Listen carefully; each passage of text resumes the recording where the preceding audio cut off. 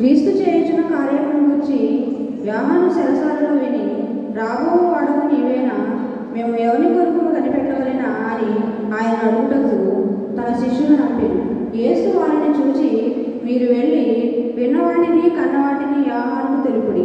గుడ్డివాడు చూపు పొందుచున్నాడు, కుంటివాడు నడుచుచున్నాడు, కుష్ఠరోగులు శుద్ధులగుచున్నారు, చెవిటివారు వినుచున్నారు, చనిపోయిన వారు లేపబడుచున్నారు, పేదలకు సువార్త ప్రకటించబడుచున్నది.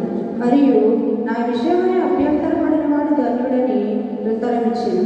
వాడు వెళ్ళిపోవచ్చుండగా యోహాను గూర్చి జనసమూహంతో ఇలాగ చెప్పసాగి, మీరేం చూచుటకు అరణ్యానికి వెళ్ళితిరి? గాలి కదులుచున్న రెల్లున మరి ఏమి చూడ వెళ్ళితిరి? సన్నపు బట్టలు ధరించుకున్న మనుషులున్నా? ఇదిగో సన్నపు బట్టలు ధరించుకున్న వారు రాజగృహంలో నుండురు కదా. మరి ఏమి చూడ వెళ్ళితిరి? ప్రవక్తన? అవును, కానీ ప్రవక్త కంటే గొప్పవారినని మీతో చెప్పుచున్నాను. ఇదిగో నేను నా దూతను నీకు ముందుగా పంపుచున్నాను, అతడు నీ ముందర నీ మార్గమును సిద్ధపరచును. ఇంతటితో నేను దినం కొరకు ఏర్పాటు చేసినటువంటి పరిశుద్ధ సువార్త వాక్య భాగము ముగిసినది. ఓ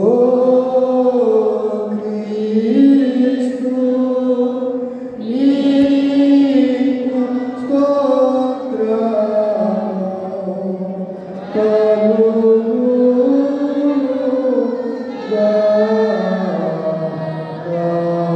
అందరం కలిసి ఇకే విశ్వాస ప్రమాణాన్ని మొదట చెప్పండి.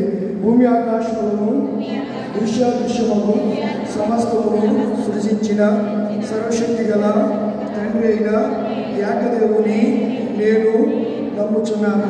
ఆయన జనతేక కుమారుడు అద్వితీయుడు నాకు ప్రభు అయిన యేసుక్రీస్తును నమ్ముచున్నాను. ఈయన జగములన్నిటికీ ముందు తండ్రి నుండి కలిగిన వాడును, దేవుడి నుండి దేవుడును, వెలుగు నుండి వెలుగును, నిజమైన దేవుడి నుండి నిజమైన దేవుడును, సృజింపబడక